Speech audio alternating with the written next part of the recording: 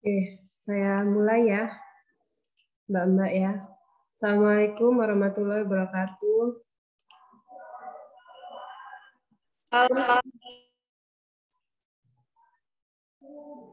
Suara saya jelas, Mbak? Suara saya jelas? Jelas, Ibu. Jelas. Oke, sebentar. Saya share screen dulu ya. Oke, masuk share screen-nya. Masuk share screen saya. Terlihat PPT-nya? Terlihat, Mbak? Halo? Terlihat tidak PPT saya? Terlihat, Ibu. Terlihat ya. Oke, tetap semangat ya Mbak-mbak ya, karena memang kita masih dalam pembelajaran dalam jaringan. Semoga tetap semangat untuk mengikuti perkuliahan pada siang hari ini ya. Kalau nanti memang tidak jelas, boleh nanti diangkat tangan, mengatakan bahwa memang tidak jelas, nanti mungkin memang sinyal ya, terkendala sinyal, apabila memang nanti terputus-putus, boleh dilambaikan tangannya.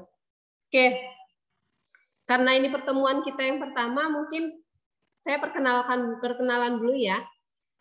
Nama saya Helen Febrianti, mungkin saya yang mengajar untuk mata kuliah metodologi penelitian.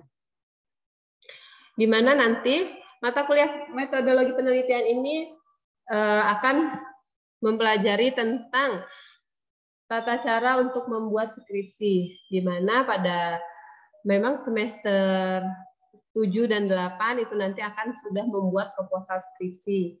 Ya.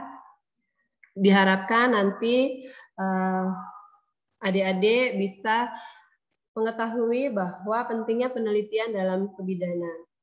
Ya, selain itu juga dari deskripsi mata kuliah metodologi penelitian ini, selain tentang menjelaskan bagaimana cara membuat proposal penelitian, di situ ada langkah-langkah penelitiannya, cara penyusunan proposal penelitiannya, bisa merumuskan masalah dan tujuan, mengembangkan kerangka konsep penelitian, menetapkan variabel penelitian, hipotesis, dan lain sebagainya. Selain itu, mata kuliah metodologi penelitian juga nanti diharapkan mahasiswa dapat membuat atau menyusun sebuah karya ilmiah dengan sistematik, membuat karya ilmiah yang baik sebagai salah satu biasanya syarat untuk kita lulus ya. Kita lulus itu salah satu syaratnya yaitu membuat proposal karya tulis ilmiah. Selain itu, materi yang akan saya sampaikan yang pertama yaitu untuk penyusunan proposal yang baik, setelah itu dapat merumuskan masalah dalam penelitian, lalu mengembangkan kerangka konsep, menetapkan variabel, merumuskan hipotesis, sampai dengan analisa data. Tapi pertemuan pertama ini nanti yang akan saya jelaskan yaitu tentang cara penyusunan proposal yang baik.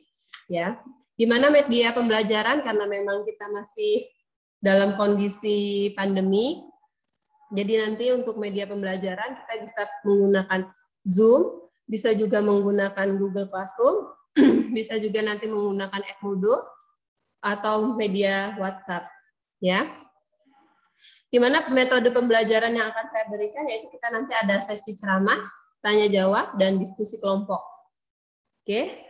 Setelah itu nanti untuk presentasi penilaian, di mana nanti saya akan berikan penilaian untuk kehadiran itu 15%, nanti ada penugasan dari saya, yaitu 20%, setelah itu ujian tengah semester dan ujian akhir semester itu ada 35, ujian tengah semesternya ada 30. Oke, paham Mbak-mbak semuanya untuk sedikit penjelasan dari saya? Sudah paham? Paham, Bu. Oke. Apakah sudah paham kita paham, Bu. Ya. Jika sudah paham kita masuk ke materinya yaitu metodologi penelitian. Terlihat ya untuk share screen-nya. Di sini tujuannya yaitu mahasiswa dapat memahami cara metodologi penelitian, memahami tentang cara pembuatan proposal. Jadi kita akan membuat proposal. Apa sih yang harus disiapkan dalam pembuatan proposal? Oke. Proposal, penelitian. Penelitian nanti bayangan Mbak-mbak semuanya, oh pada saat mau cari judul itu gimana ya kita menentukan judul yang baik dan benar. Apakah kita menentukan judulnya dulu ataukah kita mencari masalahnya dulu? Nah, di sini akan kita bahas ya. Penelitian adalah cara yang sistematis untuk menjawab masalah yang sedang diteliti dengan menggunakan metode ilmiah yang teratur dan tuntas. Di mana ilmu itu nggak akan berkembang tanpa penelitian. Ya, jadi makanya itu ada riset-riset yang membuktikan teori-teori yang sudah ada.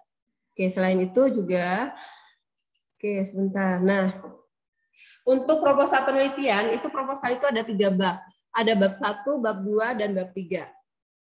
Di mana bab 1 itu berisi tentang latar belakang, tujuan, variabel, kerangka teori. Oh, ini bab 1 sampai bab 5 ya. Kalau proposal biasanya sampai di populasi dan sampel. Sedangkan untuk analisa data itu nanti di bab 4 dan bab 5. Sudah? Penyusunan proposal. Setelah penyusunan proposal, mencari jurnal terakreditasi dan citasi daftar pustaka. Nah, ini di bab 1-nya. Ruang lingkup, latar belakang, rumusan masalah, ada manfaat penelitian, ada tujuan. Ya, jadi jangan buru-buru untuk mencari judul penelitian. Kita cari dulu untuk masalah di tempat penelitiannya, sehingga kita dapat membuat bab 1 dalam proposal penelitian.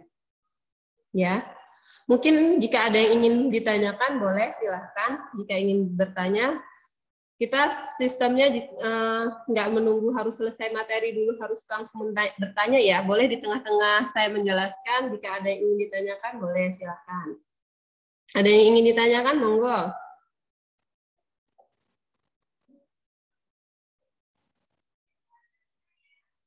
Ada Mbak? Lanjut. Oke, silakan. Siapa? Mbak Melia? Ya, boleh silakan.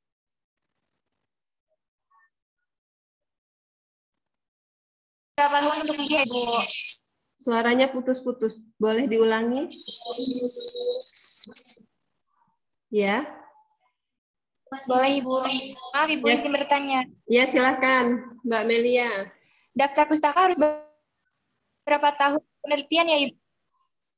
Daftar pustaka. Oke, untuk kita mencari sebuah masalah, seandainya ini udah dapat ya masalahnya. Masalahnya tentang apa sih di tempat penelitiannya? Oh, masalahnya tentang AC eksklusif ternyata tidak mencapai target. Oh, target pemerintah biasanya untuk AC eksklusif itu berapa? 80%. Oke, kita sudah dapat masalahnya. Setelah kita dapat masalahnya, kita tentukan apa? Oh, kita cari judulnya. Oke, kita udah bisa nih nyari judulnya. Setelah itu kita cari jurnalnya, daftar pustaka. Daftar pustakanya berapa tahun untuk jurnal? Jurnal itu maksimal 5 tahun terakhir untuk jurnal, untuk buku itu 10 tahun. Jadi, pada saat kita sudah menemukan masalah, kita sudah dapat jurnalnya, kita sudah dapat bukunya, itu kita lihat lagi, tidak boleh bukunya itu lebih dari 10 tahun. Ya, apalagi untuk referensi itu lebih bagus memang yang referensi terbaru, karena pasti ada keterbaruannya. Ya, paham Mbak?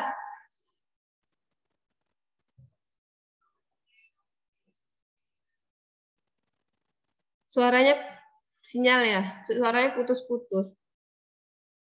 Belum dihidupin mikrofonnya, paham? Jadi kita cari untuk jurnal itu 5 tahun terakhir, untuk buku itu 10 tahun terakhir ya. Jelas nggak suara saya? Terima kasih, Bu. Oke, kalau nggak jelas, kalau suaranya putus-putus boleh di stop ya. Oke, kita lanjut ya. Iya, Ibu. Setelah itu bab 2 tinjauan pustaka.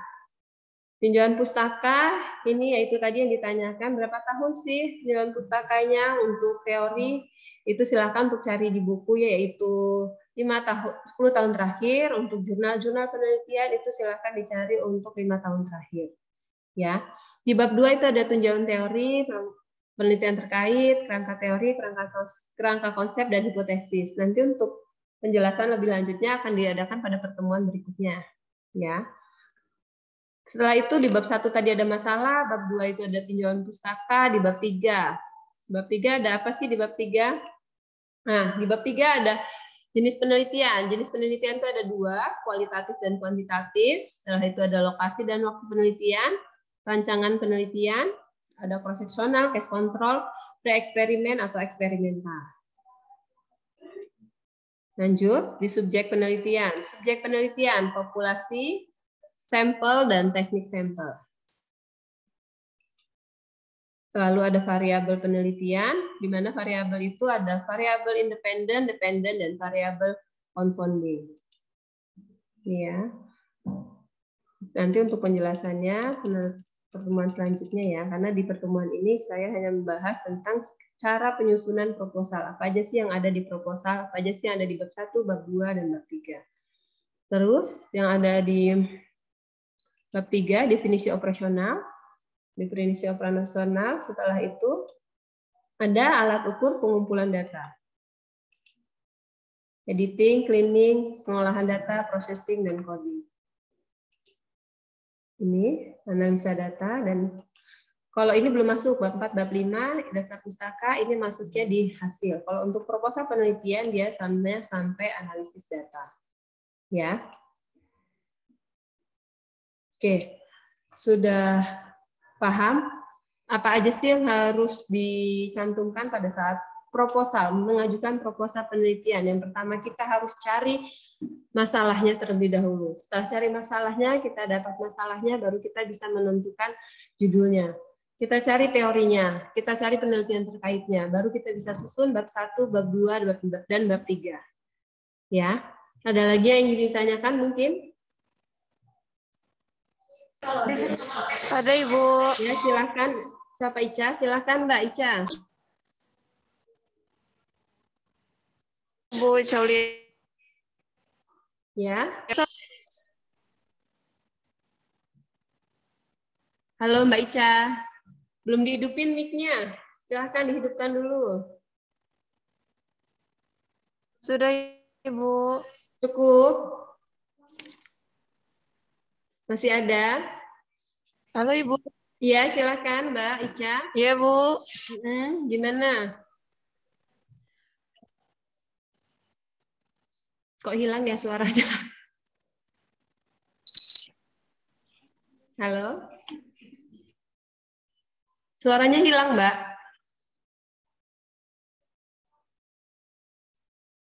Jelas Bu. Ya, jelas. Gimana?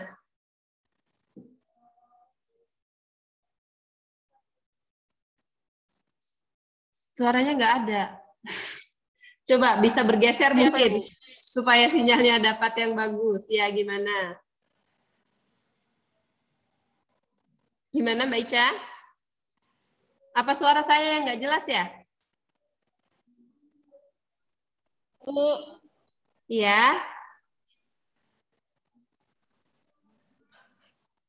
Suaranya hilang. Boleh, Oke, Bu. Nah, ini jelas. Gimana, Mbak? Nanti ketika bertanya tiba-tiba suaranya hilang.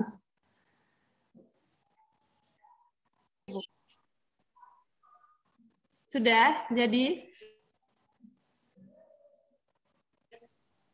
Sudah jelas belum Ibu? Nah, ini jelas ya. Silakan. Pengertian dari definisi operasional itu sendiri apa ya, Bu? Definisi operasional. Dari definisi operasional, Bu. Oke. Nah, ini ya, definisi operasional ya. Di sini definisi kita dalam untuk menentukan si hasil ukur. Jadi, Contohnya, definisi operasional usia. Kita mendefinisikan usianya itu seperti apa sih untuk menilai si hasil kur ini. Jadi tidak harus sesuai dengan teori, ya. Usia dikatakan ke dalam bentuk tentang usia dan dinyatakan dalam tahun yang dinyatakan dalam tahun. Itu untuk menilai si hasil ukur. Oh, ternyata 0, hasil ukurnya kurang dari 20 tahun. Itu untuk mengkategorikan si usianya. Seperti itu. Jadi definisi operasional itu untuk mendefinisikan si variabel ini boleh dengan kata-kata sendiri, ya. Ada lagi? Cukup? Baik, Ibu. Oke. Jika cukup bisa saya simpulkan ya. Bahwa pertemuan kita yang pertama ini yaitu untuk membahas tentang cara penyusunan proposal, yaitu ada 3 dari bab 1 pendahuluan, bab 2 tinjauan teori, bab 3 yaitu bab 3 yaitu bab 3-nya yaitu metodologi penelitian. Ya, di mana nanti bab 1-nya isinya latar belakang. Latar belakangnya itu yaitu masalah, lalu setelah itu bab 2-nya yaitu tinjauan teorinya.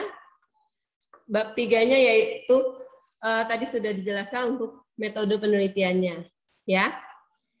Oke, masih ada yang ingin ditanyakan? Cukup? Cukup. Oke, jika cukup nanti untuk pertemuan selanjutnya yaitu kita akan bahas satu-satu materi tentang bab 1. Bab 1, latar belakang apa saja, nanti kita akan bahas satu persatu. Ya, untuk tugas nanti akan saya kirimkan ke WhatsApp grupnya. Cukup ya, Ibu-ibu ya. Oke, sekian dari saya. Terima kasih. Kurang dan lebihnya saya mohon maaf. Saya akhiri. Wabillahi taufiq wal hidayah. Wassalamualaikum warahmatullahi wabarakatuh. Warahmatullahi wabarakatuh, Ibu. Oke, sampai bertemu ya. Sampai bertemu di materi berikutnya.